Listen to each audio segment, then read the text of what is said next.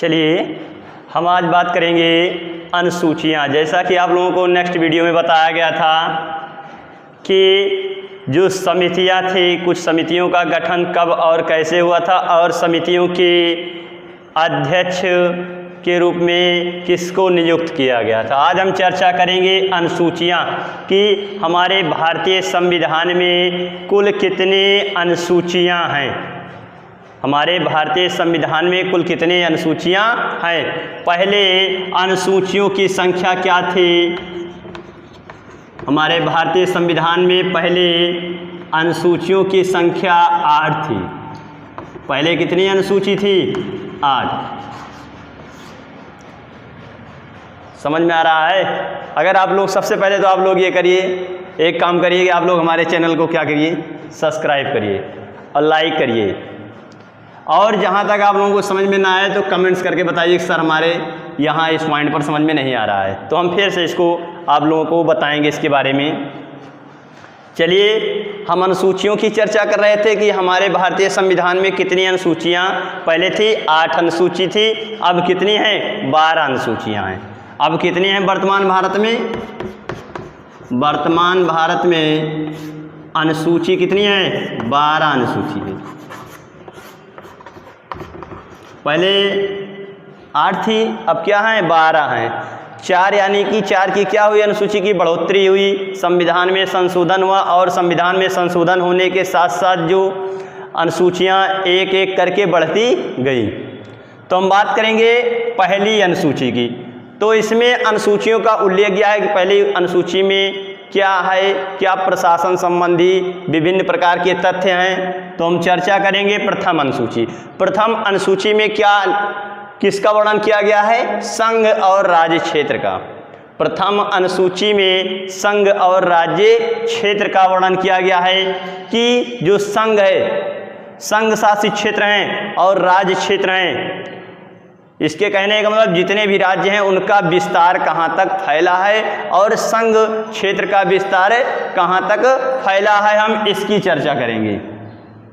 किसमें? प्रथम अनुसूची में। प्रथम अनुसूची में संघ और राज्य क्षेत्र का क्या किया गया है? वर्णन किया गया है। संघ और राज्य क्षेत्र का वर्णन किया गया है। दूसरी अनुसूची में वेतन एवं भत्ते के बारे में बताया गया है।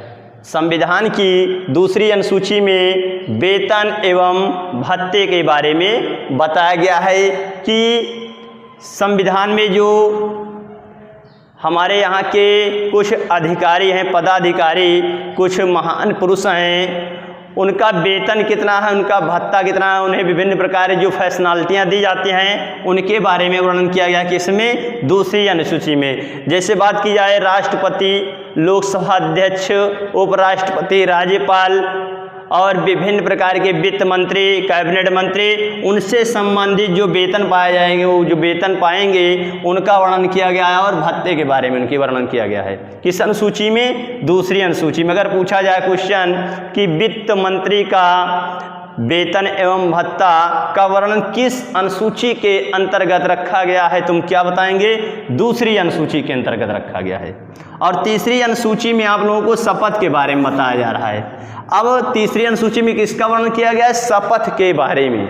अब शपथ के बारे में तो विभिन्न प्रकार के जो पदाधिकारी रहेंगे, पद अधिग्रहण करेंगे, तो उनके जो पद अधिग्रहण करने की जो क्षमता होगी, उनमें पहले तो आप लोग जानते हैं कोई भी कार्य करते हैं तो अगर भरोसा नहीं रहता किसी को तो क्या दिलवाते हैं? शपथ दिलाते हैं, कसम दिलाते हैं। तो उनको शपथ दिलाई जाएगी, चाहे वो हों महान न्यायवादी, चाहे सर्वोच्च न्यायालय के मुख्य न्यायाधीश, चाहे अन्य बाकी न्यायाधीश, चाहे लोकसभा अध्यक्ष, चाहे उपाध्यक्ष, चाहे वित्त सचिव, चाहे कैबिनेट मंत्री, ये सब जितने भी पदाधिकारी लोग हैं इन सबको क्या दिलाई जाएगी? शपथ। किसके तहत? अनुसूची 3 के तहत। अनुसूची 3 में कहा गया है कि विभिन्न प्रकार के भारत देश में रहने वाले पदाधिकारी लोगों को शपथ जो दिलाई जाएगी, अनुसूची 3 में इनका वर्णन किया गया है। अनुसूची 3 में इनका वर्णन किया गया है।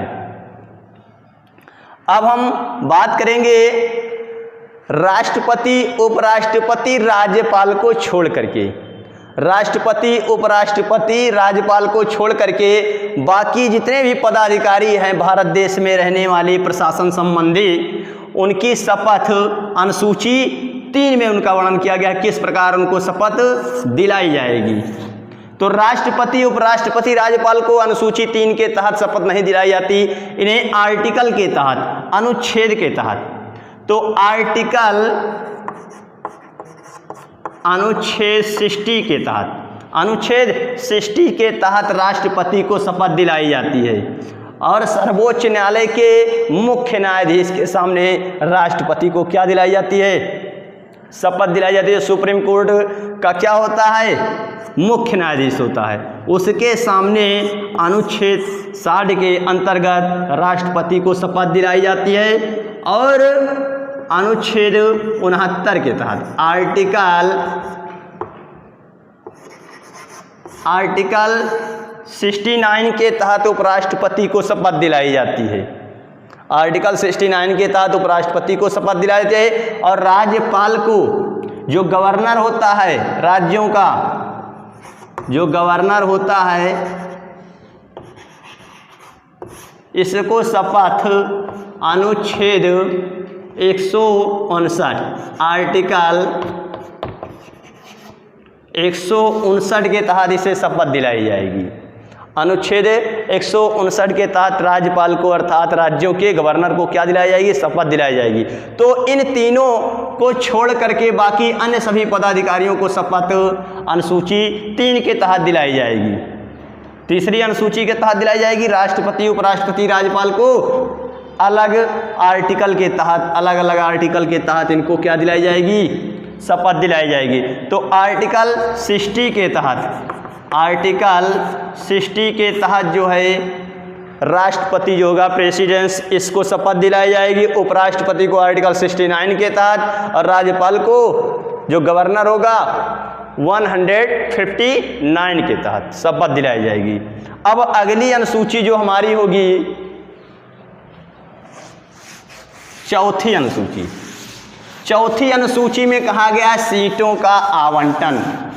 राज्यसभा में सीटों का आवंटन राज्य और केंद्र में, राज्य और संघ में।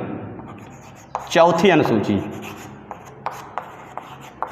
चौथी अनुसूची में राज्यों तथा संघ में राज्यसभा सीटों का आवंटन, सीटों का आवंटन। आवंटन का मतलब होता है बंटवारा, कि राज्यसभा में, राज्यसभा की जो सीटें होंगी केंद्र अर्थात संघ में और राज्यों में कितनी कितनी सीटें निर्धारित की जाएंगी, ये किसके अंतर्गत वर्णन किया गया है, चौथी अनुसूची में। चौथी अनुसूची के तहत राज्यों और संघ में राज्यसभा की सीटें क्या की जाएंगी, निर्धारित की जाएंगी। राज्यसभा की सीटें क्या की जाएंगी, निर्धारित की जाएंगी। ये चौथी अनुसूची में क्या है, सीटों का आवंटन क्वेश्चन पूछा था है। चौथी अनुसूची में किसका वर्णन किया गया है, पूछा था राज्यसभा में सीटों का आवंटन जो किया जाता है प्रत्येक राज्यों में, वो किसके तहत किया जाता है, तो चौथी अनुसूची के तहत दे देंगे। आर्टिकल 59, 72, 83 आर्टिकल, उसके बाद दे देंगे ऑप्शन में आप लोगों को चौथी अनुसूची।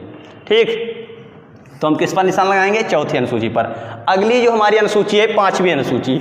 पांचवी अनुसूची में जो एससी और एसटी हैं, अनुसूचित जाति और जनजाति।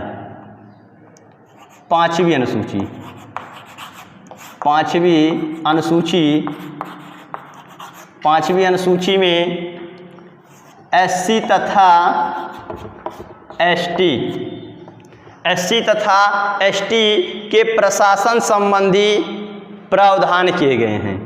एससी जो एसटी हैं अनुसूचित,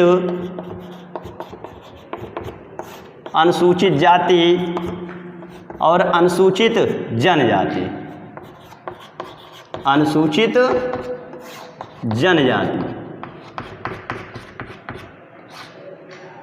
अनुसूचित जाति और अनुसूचित जनजाति के प्रशासन तथा प्रावधान के बारे में उल्लेख किसमें किया गया है? 5वीं अनुसूची में। अब बात करें मैं अगली चर्चा करेंगे आगे नेक्स्ट पॉइंट पर 6वीं अनुसूची। 6वीं अनुसूची में किसका वर्णन किया गया है? 6वीं अनुसूची। 6वीं अनुसूची में पूर्वोत्तर राज्यों के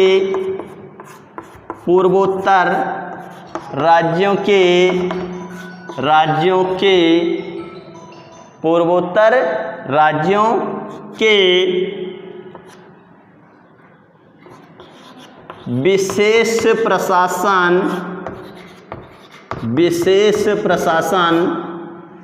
तथा प्रावधान के बारे में जैसा कि हम जानते हैं पूर्वोत्तर राज्य में जैसे बात की जाए असम हो गया, मिजोरम हो गया, मेघालय, ये पूर्वोत्तर राज्य हैं। ये असम, मेघालय, मिजोरम, त्रिपुरा, ये सब जो पूर्वोत्तर राज्य हैं, यहाँ पर काफ़ी देखते हैं सुविधाएं उत्पन्न होती हैं। यहाँ पर रेलवे लाइन नहीं है, जैसे विभिन्न प्रकार की सुविधाएं उत्पन्न होती हैं। लोग पिछड़े भी हैं, तो यहाँ पर विशेष प्रकार से क्या किया जाएगा? राज्यों में प्रशासन लागू किया जाएगा और इन्हें विभिन्न प्रकार के क्या दी जाएंगी? सुविधाएं दी जाएंगी। प्रावधान इनके लिए विभिन्न प्रकार की सुविधाओं का आयोजन किया जाएगा। जैसे असम हो गया, मिजोरम, मेघालय, ये सब क्या हैं? पूर्वोत्तर राज्य हैं। ये सब क्या हैं? पूर्वोत्तर राज्य हैं। आगे हम चर्चा करेंगे नेक्स्ट पॉइंट पर 7वीं अनुसूची। 7वीं अनुसूची में आप लोगों को पता है कि संघ और केंद्र और 7वीं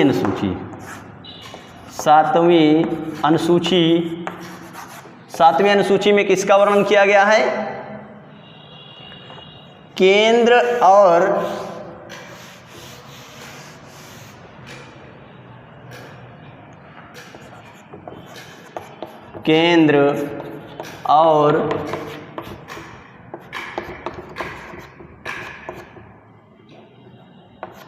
राज्यों के शक्ति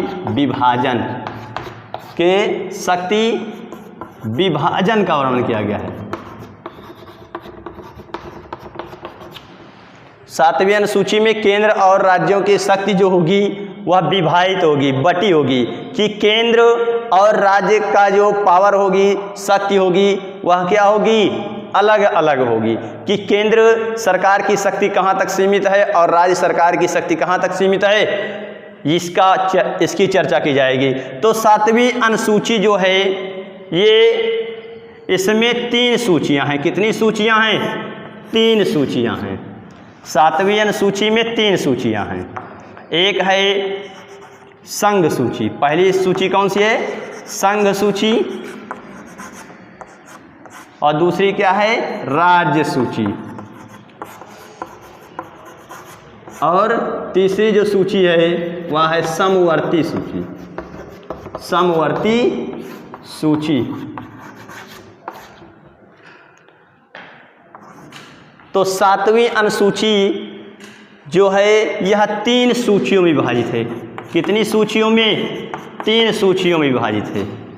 संघ सूची, राज्य सूची और समवर्ती सूची, ये 3 सूचियों में क्या है? विभाजित है। संघ सूची में पहले 97 विषय थे। पहले क्या थे? पहले 97 विषय थे। और वर्तमान में कितने विषय हैं? 100 विषय हैं। वर्तमान में 100 विषय हैं।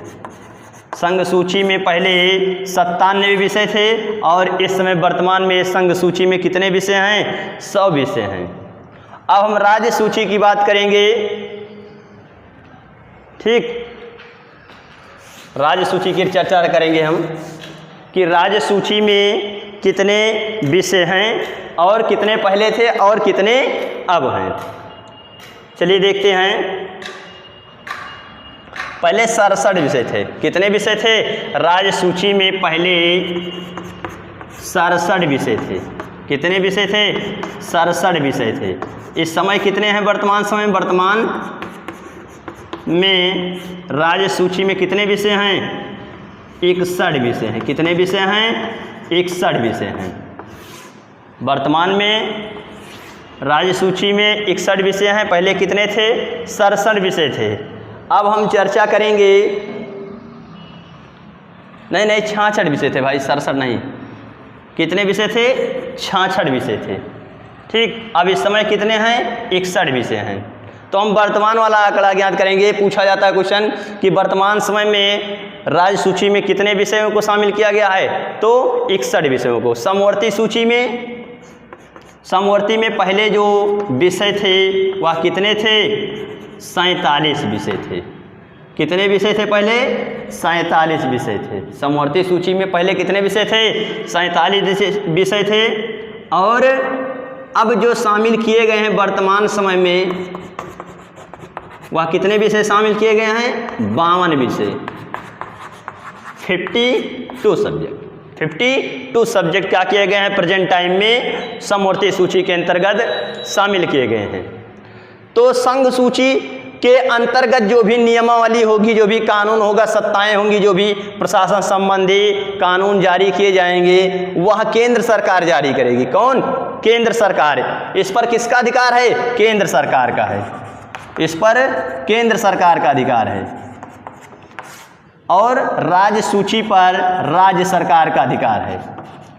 राज्य सरकार का अधिकार है। और समवर्ती सूची पर केंद्र सरकार और राज्य सरकार दोनों का अधिकार है। जैसे शिक्षा से संबंधित जो भी नियमावली होगी, केंद्र सरकार और राज्य सरकार दोनों मिलकर के करेंगे। तो यह शिक्षा जो है किसके अंतर्गत आ गया? समवर्ती सूची के अंतर्गत। अब हम आगे चर्चा करेंगे 8वीं अनुसूची। 8वीं अनुसूची जो है हमारी, वह किससे संबंधित है? भाषा से संबंधित है। 8वीं अनुसूची किससे संबंधित है? भाषा से संबंधित है। 8वीं अनुसूची के अंतर्गत किसका वर्णन किया गया है? भाषा का वर्णन किया गया है। 8वीं अनुसूची, 8वीं अनुसूची के अंतर्गत किसका वर्णन किया गया है? भाषा का। कितनी भाषाओं का वर्णन किया गया है? 22 भाषाओं का। कितनी भाषाओं का? 22 भाषाओं का। 22 भाषाओं का क्या किया गया है? वर्णन किया गया है। पहले कितनी भाषाएं थी? पहले जो भाषाएं थी वह 14 भाषा थी। पहले कितनी भाषा थी? 14 भाषा। लेकिन वर्तमान समय में कितनी भाषा है? 22 भाषा है। कितनी भाषा है? 22 भाषा है। तो 22 भाषा है जो कैसे हुई है? कुछ भाषाओं को संविधान संशोधन, जैसे हमारे संविधान में कुछ त्रुटियां पाई गई थी, धीरे धीरे उनमें संशोधन किया जाता है। अनुच्छेद 368 के तहत संविधान संशोधन की प्रक्रिया की जाती है। जो संविधान संशोधन की प्रक्रिया है वह दक्षिण अफ्रीका से ली गई है। कहाँ से ली गई है? दक्षिण अफ्रीका से ली गई है। 14 भाषा थी पहले, अब कितनी भाषा है? 22 भाषाओं का वर्णन किया गया है। तो 14 भाषाओं में से जो पहली भाषा संविधान संशोधन जो हुआ था, संविधान संशोधन 21वां जब हुआ था, 21वें संविधान संशोधन कब हुआ था? 1967 में। 1967 में 21वां संविधान संशोधन हुआ था। और इस संविधान संशोधन के तहत सिंधी भाषा को जोड़ा गया। कौन सी भाषा को? सिंधी भाषा को जोड़ा गया। सिंधी भाषा को क्या किया गया? जोड़ा गया। किसमें जोड़ा गया? 8वीं अनुसूची में। उसके बाद 71वें संविधान संशोधन, 21 71 92, ये आप लोगों का जैसे सूत्र बन गया 21 71 92। तो 71वें संविधान संशोधन के तहत, 71वें संविधान संशोधन के तहत 71वां जो संविधान संशोधन हुआ था वह 1992 में हुआ था। कब हुआ था? 1992 में। इसमें कितनी भाषाओं को जोड़ा गया है? 3 भाषाओं को जोड़ा गया है। इसमें कितनी भाषाएं जोड़ी गई हैं? 3 भाषा जोड़ी गई है। कौन सी है? जैसे नमक। कौन सी? नमक। एक सूत्र है आप लोगों का नमक। नमक में ना का मतलब होता है नेपाली, ना मतलब नेपाली या नेपाली मणि को लाओ, या ऐसे भी सूत्र हम बना सकते हैं नेपाली मणि को लाओ, नेपाली मणि को लाओ, नेपाली मणि को लाओ। तो नेपाली भाषा हो गई एक, और दूसरी भाषा जो है मणिपुरी हो गई, और तीसरी क्या है, को से कोकड़ी, कोकड़ी। ये तीन भाषाओं का जो रूप है, इन तीनों भाषाओं को संविधान संशोधन 71 के अनुसार 1992 में तीन भाषाओं को क्या किया गया, 8वीं अनुसूची में जोड़ा गया। कौन कौन सी भाषा, नेपाली, मणिपुरी, कोकड़ी।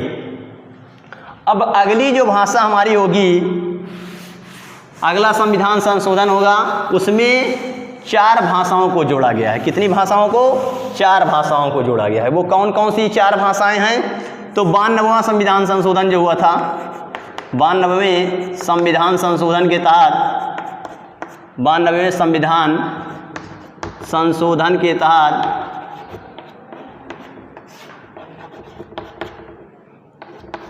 तहत 2003 में एसडीएम भाई, एसडीएम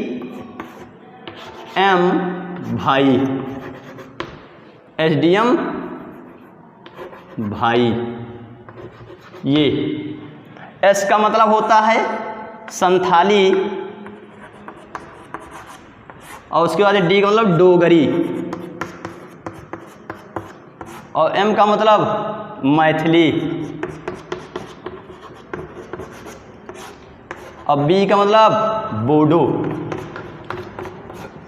ये 4 भाषाएं जो हैं 92वें संविधान संशोधन के तहत 2003 में जोड़ी गई। कौन कौन सी, संथाली, डोगरी और मैथिली, और बी से क्या हो गया, बोडो, एसडीएम भाई। ये 4 भाषाएं जोड़ी गई। कि संविधान संशोधन के तहत पूछा जाता है, संथाली भाषा को जोड़ा गया 8वीं अनुसूची में। 92वें संविधान संशोधन के तहत क्वेश्चन किसी भी तरह से यहाँ से टॉपिक पर से घुमा करके पूछ सकता है एग्जामिनर, तो आप लोगों को पता होना चाहिए इसके बारे में। अब हम अगली अनुसूची की बात करेंगे, 9वीं अनुसूची। कौन सी अनुसूची, 9वीं अनुसूची। 9वीं अनुसूची, 9वीं अनुसूची, 9वीं अनुसूची जो किससे संबंधित है, भूमि सुधार से, भूमि सुधार से संबंधित है। 9वीं अनुसूची जो संबंधित है, किससे संबंधित है, भूमि सुधार से संबंधित है। तो 9वीं अनुसूची जो है प्रथम संविधान संशोधन, प्रथम संविधान संशोधन के तहत, प्रथम संविधान संशोधन के तहत, और प्रथम संविधान संशोधन कब हुआ था, 1952 में। प्रथम संविधान संशोधन के तहत 9वीं अनुसूची को क्या किया गया है, जोड़ा गया है। प्रथम संविधान संशोधन के तहत 9वीं अनुसूची को क्या किया गया है, जोड़ा गया है। बात समझ में आ रही है ना। अब हम आगे चर्चा करेंगे। प्रथम संविधान संशोधन हो गया ना, प्रथम संविधान संशोधन द्वारा 9वीं अनुसूची को क्या किया गया है, जोड़ा गया है। कब जोड़ा गया है, 1952 ईस्वी में। और 9वीं अनुसूची जो है किससे संबंधित है, भूमि सुधार से। ये ज़्यादा वैसे एक्चुअली देखा जाए तो इम्पॉर्टेंट नहीं है। ठीक, अब हम अगली अनुसूची की चर्चा करेंगे। 9वीं के बाद में 10वीं अनुसूची आएगी। कौन सी सूची अनुसूची आएगी, 10वीं अनुसूची। 10वीं अनुसूची जो है यह किससे संबंधित है, दल बदल प्रणाली, दल बदल प्रणाली। दल बदल का मतलब होता है, कहते हैं दल बदलू नेता, कहते हैं दल बदलू नेता। एक दल को छोड़ करके, जो जिंदाबाद दल हो गया, कांग्रेस पार्टी दल हो गया, भाजपा हो गया, सपा हो गया, बहुजन, ये सब क्या हैं, दल हैं। क्या है, राजनीतिक दल हैं। एक दल को छोड़ करके दूसरे दल में क्या करना, प्रवेश करना और राजनीतिक सत्ता को संभालना, यही क्या है, दल बदल प्रणाली है। जिसमें जिस नेता को जिसमें प्रॉफिट होता है उसी में क्या करता है, भागता है, घुस जाता है और उसमें क्या करता है, राजनीति करने लगता है। तो 10वीं अनुसूची किससे संबंधित है, दल बदल प्रणाली से। तो 10वीं अनुसूची जो है किस संविधान संशोधन के तहत कब और जोड़ा गया था इसको। तो 10वीं अनुसूची जो है 52वें संविधान संशोधन, 52वें संविधान संशोधन के तहत, 52वें संविधान संशोधन के तहत, 52वें संविधान संशोधन के तहत, अब 52वां संविधान संशोधन कब हुआ था, 1985। कब हुआ था, 1985 ईस्वी में 52वां संविधान संशोधन हुआ था। और 52वें संविधान संशोधन के तहत दल बदल प्रणाली को किस में जोड़ा गया है, अनुसूची में जोड़ा गया है। और वह कौन सी अनुसूची है, किस नंबर की, 10वीं अनुसूची है। दल बदल प्रणाली किससे संबंधित है, 10वीं अनुसूची संबंधित है। और 10वीं अनुसूची जो है 52वें संविधान संशोधन के तहत 1985 ईस्वी में जोड़ी गई। अब हम अगली अनुसूची हमारी जो होगी वो क्या होगी, 11वीं अनुसूची। कौन सी अनुसूची, 11वीं अनुसूची।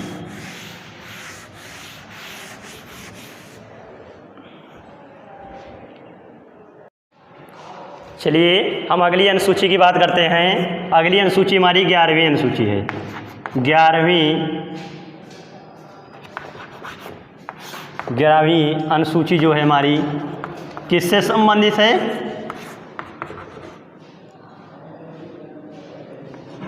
ग्रामीण पंचायत से। ग्रामीण पंचायत या कह सकते हैं राज्य व्यवस्था पंचायत, व्यवस्था पंचायत। 11वीं अनुसूची जो है इसके अंतर्गत ग्रामीण पंचायत या कह सकते हैं राज्य व्यवस्था संबंधित पंचायत, जो ग्रामीण क्षेत्र में विभिन्न प्रकार की पंचायतों का वर्णन किया जाता है किस अनुसूची के तहत, 11वीं अनुसूची के तहत। और 11वीं जो अनुसूची है यह 73वें संविधान संशोधन के तहत, 73वां जो संविधान संशोधन हुआ था, कब हुआ था, 1993 में। 73वें संविधान संशोधन के तहत 1993 ईस्वी में 11वीं अनुसूची को जोड़ा गया है। और 11वीं अनुसूची में जो विषय है वह कितना विषय है, 29 विषय है। 11वीं अनुसूची में 29 विषय का क्या किया गया है, उल्लेख किया गया है। 11वीं अनुसूची में 29 विषय का क्या किया गया है, उल्लेख किया गया है। और 11वीं अनुसूची 73वें संविधान संशोधन के तहत 1993 ईस्वी में जोड़ा गया है। अब अगली जो अनुसूची हमारी होगी वह क्या होगी, 12वीं अनुसूची। 12वीं अनुसूची जो है 74वें संविधान संशोधन 1993 में जोड़ा गया है। 12वीं अनुसूची जो जोड़ी गई है वह कब जोड़ी गई है, 12वीं अनुसूची जो जोड़ी गई है 74वें संविधान संशोधन के तहत। 74वें संविधान संशोधन के तहत, संशोधन के तहत जो है 1993 ईस्वी में 12वीं अनुसूची 74वें संविधान संशोधन 1993 में जोड़ी गई है। और 12वीं अनुसूची में नगर पालिका का वर्णन किया गया। किसका, नगर पालिका का वर्णन किया गया है। नगर पालिका से संबंधित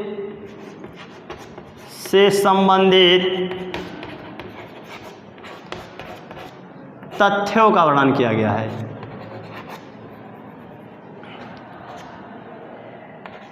नगर पालिका से संबंधित तथ्यों का वर्णन किया गया है। ये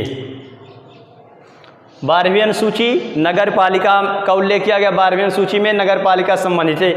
12वीं अनुसूची किससे संबंधित है, नगर पालिका से संबंधित है। और 74वें संविधान संशोधन के तहत 1993 ईस्वी में 12वीं अनुसूची को जोड़ा गया है। और इसमें विषय 18 विषय का क्या किया गया है, वर्णन किया गया है। इसमें 18 विषय का क्या किया गया है, उल्लेख किया गया है। 12वीं अनुसूची में कुल कितने विषय का उल्लेख किया गया है, 18 विषय का। तो आप लोगों को अगर हमारा वीडियो अच्छा लगा हो, हेल्पफुल लगा हो, तो आप लोग क्या करिए, सब्सक्राइब करिए, लाइक करिए और बेल आइकन को दबाना ना भूलें, ताकि आप लोगों को हमारा वीडियो समय समय पर मिलता रहे।